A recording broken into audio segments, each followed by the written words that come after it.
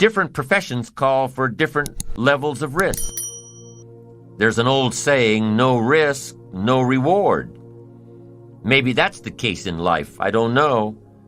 It's a personal decision, one you have to make, regarding how much risk you're comfortable in taking with your life and your future and your money.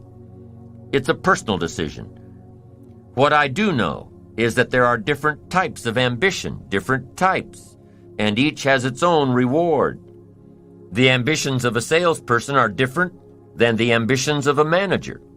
The ambitions of a manager or an executive are different than the ambitions of an entrepreneur.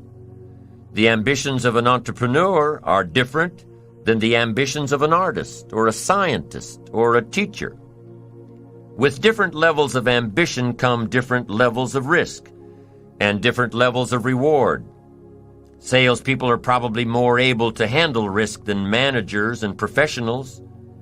And the higher the risk, the higher the earning potential. Entrepreneurs are probably even more risk-oriented. They have to be. An entrepreneur's ambition must overpower the risk of losing it all in an attempt to gain their dream. Your level of ambition may or may not be equated with your ability to take on risk. Most people can't deal with so much failure to reach success. There are only a few people, even among the most ambitious, that have the tenacity, intestinal fortitude, tolerance level to follow a risky ambition. Whatever the level of ambition, whatever the level of risk, there must always be the discipline to overcome the failures and see the end result. To keep trying until. Jonas Salk kept working through his failures until he developed the polio vaccine. Whatever your level of ambition, keep doing it until you get there. The riskier the ambition, the greater need for stability in your personal life. If you've got everything on the line in your business, you'll want to make sure everything is in line at home. John D. Rockefeller was very frugal in his personal habits, but he was willing to take risks, big risks, with investments and debts, risks that made his colleagues shudder. Remember, the first step is to define a plan. It may not be ideal, but you're taking the first steps. And when you follow your plan, the money you put away today will help you build your financial independence tomorrow. And with financial independence, the result of your ambition, the reward of your ambition, with financial independence comes freedom like you've never known before. Freedom and options. To live where you want to live, to do what you want to do, to go where you want to go, to drive what you want to drive, to support the causes you want to support. With financial independence comes the freedom of choice. You've got to worry some, but here's the best advice I can give you. Let worry alarm you, but don't let it conquer you. If it's 2 o'clock in the morning, your daughter's not home yet, best you worry. In New York City, if you step off the curb, one of those yellow taxis is coming, best you worry. But here's the key. Let worry alarm you. Yes, but don't let it conquer you. I'm asking you to drive your worries into a small corner. I'm asking you to drive your indifference into a small corner. I'm asking you to drive your doubts into a small corner so that they don't flourish in the rest of the house. Here's the next one. Over caution. Being too timid to try. Too cautious to try. But that's what life is all about. You gotta take a chance. You don't have to be foolish, but you have to plant in the spring to have a harvest in the fall. Someone may say, well, what if a storm comes? What if a hailstorm comes and beats my crop into the ground? Here's what you must do. You gotta take a chance. Someone says, what if it doesn't work? I've got a better phrase for you. What if it does? Somebody says, what if I go broke? That's one option. Here's the next one. What if you get rich? You gotta take a chance. Someone says, if you have a child, what if this happens? What if they get ill? And what if all this goes wrong? I understand that. What if someday they won't respect you? I understand the possibility. But you gotta take a chance. Someone says, isn't marriage a little tricky? Yes. But you gotta take a chance. Take a chance and step out. Make the note. The same wall that keeps out disappointment keeps out happiness. You gotta take a chance. Move out into the day and take a chance. Move into someone's life and take a chance. Conduct a meeting and take a chance. Tell the story and take a chance. Yes, someone may say no, but they may say yes. You gotta take a chance. I don't know how many are going to believe what I say today, and some may not believe, but I decided to come here and take a chance. Tell my story one more time. Do a meeting one more time and see what happens.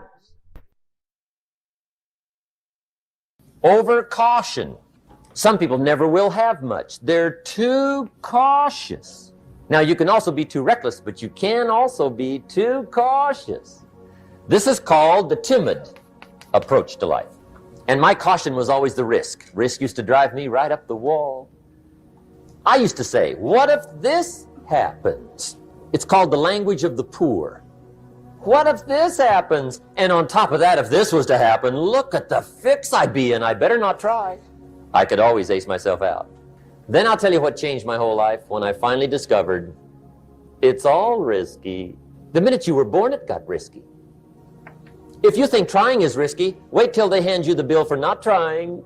If you think investing is risky, wait till you get the tab for not investing. See, it's all risky. Getting married is risky. Having children is risky. Going into business is risky. Investing your money is risky. It's all risky. I'll tell you how risky life is. You're not going to get out alive. The Englishman says, well, if that's the way it's going to work out, let's give it a go. Right, that's what it's for. Give it a go. Somebody says, yeah, but I'm looking for safety and security. Fine, then huddle in a corner. We'll cover you with a sheet, bring you 3 meals a day. And we'll protect you, feed you, look after you, care for you. We won't let anything happen to you. And you'll probably live to be 100. The guy said, well, yeah, I'd live to be 100. But what a way to live. Right. What a way to live safe and secure. Don't ask for security. Ask for adventure. Better to live 30 years full of adventure than 100 years safe in the corner. And see, it's not important how long you live. What's important is how you live. I've got a good phrase for you to jot down. You cannot drift to the top of the mountain. If you want to see the view from the top, you have to climb. You have to climb steady. You have to climb true. You have to climb consistently. You cannot drift. You cannot say, ho-hum, oh, maybe it'll work out. I've got my fingers crossed. That is not a good policy. It is not a good philosophy. If you want values, you've got to work for them. If you want to see the view from the top, you've got to steadily climb. So I'm asking you to fight indifference. Don't let it be part of you. Resist it with all of your ability. Just because spring comes is no sign you're going to look good in the harvest. You must take advantage of it. Springtime now is not very long. In space language, we call it the window of opportunity. When they get ready to shoot the rockets off into space, there's a certain period of time where it's time to go. If they don't go when it's time to go, they have to wait for another cycle of time to pass before it's time to go again. Spring doesn't last all summer. Spring doesn't last all year. It's usually a brief period of time. So make this note. Learn to recognize the spring, and then learn to recognize the urgency of taking advantage of the spring. Also, you must get busy on all of your springs. There's just a handful of springs that's been given to each of us. I just lost my father a few weeks ago. He lived to be age 93. But it seemed as though his life still was short, even with 93 years. I wanted a few more years, but I guess if you had 200 years to live, you would want a couple of more. We always wish for those extra years, but 93 years for my father seemed like a very brief time. And life is fairly brief, short. We've just got a few springs. Sometimes people make the remark, I've got 20 more years. And here's the real truth about it. No, you've got 20 more springs. 20 more chances at a springtime. So here's what you must do. Take advantage of every one. Don't let the opportunities slip through your fingers. The opportunity to speak to someone. The opportunity to conduct a meeting. At the longest, life is brief. Take advantage of every opportunity to be with your family. Every opportunity to be with a friend. Learn to value life in all of its precious moments. We call these moments of opportunity. The moments don't last forever. My presentation is not going to last forever. This day is not going to last for the next 6 months. It's only going to last for a little while. But the little while that comes, put your heart into it. Lean into it. Like you're doing today, take notes. Lean forward. Get everything you can while the opportunity is here, because the window opens and then it closes. The meeting opens and then it's over. The day starts and then it concludes.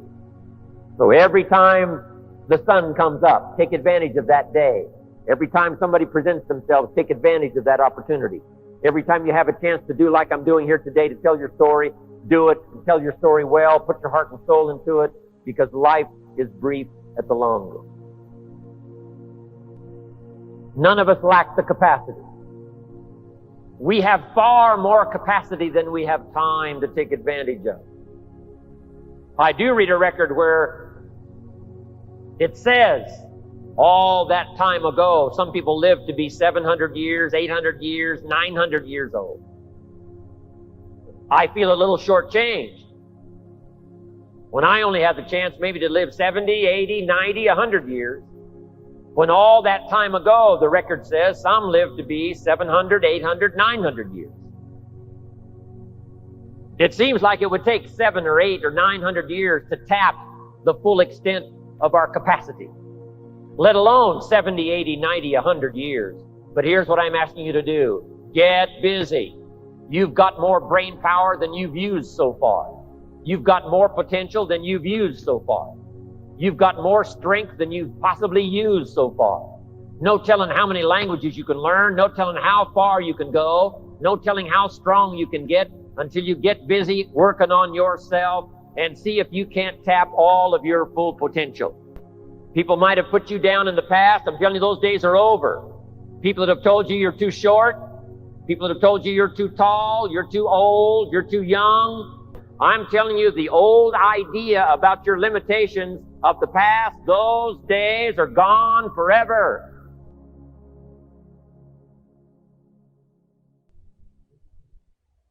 There's an interesting phrase from an ancient prophet, and it says, in due season, your harvest will come.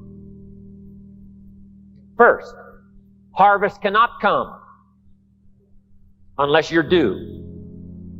Harvest does not come to those who did not plant all those months ago called the spring. Harvest does not come to those that hope. Harvest does not come to those that wish. Harvest does not come to those who have their fingers crossed. Harvest only comes to those for which it is due. Harvest only comes to those that have planted, that did the job, that told the story, that gave the invitation, that conducted the meeting. You've got to make the expenditure up front. But if you make the expenditure up front, before the harvest is there, you must see the harvest in your mind. You must anticipate the harvest because others have already received a harvest. It gives you hope. But we plant in the dark. We plant not knowing for sure. But if you'll take the risk and talk, if you'll take the risk and go, if you'll take the risk and serve, if you'll take the risk and give an opportunity to someone, if you'll take a risk and get on an airplane, if you'll take a risk and go see the people, if you'll take a risk and conduct a meeting, I promise you, as time unfolds, your harvest will come. If you put your heart and soul into it, your harvest will come.